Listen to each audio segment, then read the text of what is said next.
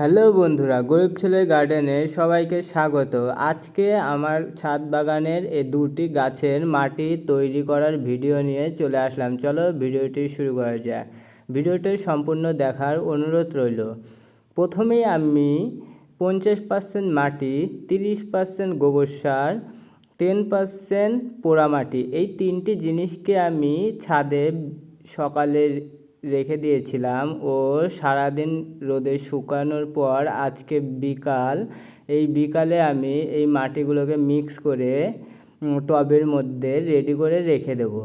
তোমরাও এমনভাবে মাটি রেডি করার আগে ছাদ থাকলে ছাদে প্রথমে সকালের দিকে দিলে সারাদিন রোদে শুকিয়ে যাবে, মাটিগুলো অনেকটা ব্যাকটেরিয়া মারা যাবে ও তারপরও কিছু ব্যাকটেরিয়া থেকেই যাবে। তার জন্য আমাদেরকে ফাঙ্গিসাইড পাউডার 1 চামচ 2 চামচের মতন মাটির সাথে মিক্স করে দিতে হবে। তাহলে কি হবে, আমাদের যা ব্যাকটেরিয়া মাটির মধ্যে থাকবে সব মারা যাবে।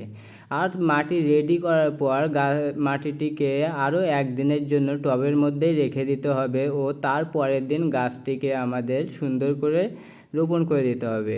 আর তোমরা হয়তো মনে মনে ভাবছো আমি হাত দিয়ে কেন কাজগুলো করছি, কারণ আমি মাটিগুলোকে খুব সুন্দর করে চেলে নিয়েছিলাম বড় চালনি দিয়ে, তার জন্য আমি হাত দিয়ে মিক্স করছি। আর তোমরা যদি নোংরা মাটি হয় তাহলে অবশ্যই চেলে নিতে পারো, আর না ছাড়া তোমরা গ্লাভস পরেও কাজটি করতে পারো, তাতে হাতের ক্ষতি হওয়ার ভয়টা থাকবে না।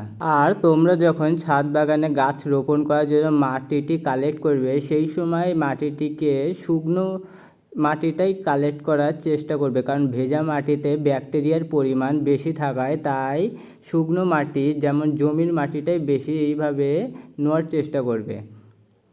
ও আমার দেখো মাটিটি একদম রেডি হয়ে গেছে। মাটিটি মিক্স করে নেওয়ার পর আমরা এখন সুন্দর করে আমাদের টবের মধ্যে মাটিগুলো ভরে নেব। আর আমার কাছে যে দুটি গাছ দেখতে পাচ্ছ, এটি হলো পেপিনো মিলন আর একটা ভিয়েতনামক অল টাইম মাল্টা। এই দুটির আমি একটির মাটি রেডি করার ভিডিও দিয়ে দিলাম, আর এটি সেমভাবে আমি মাটি রেডি করে নেবো। আর ভিডিওটি ভালো লাগলে চ্যানেলটিকে সাবস্ক্রাইব করে রাখো।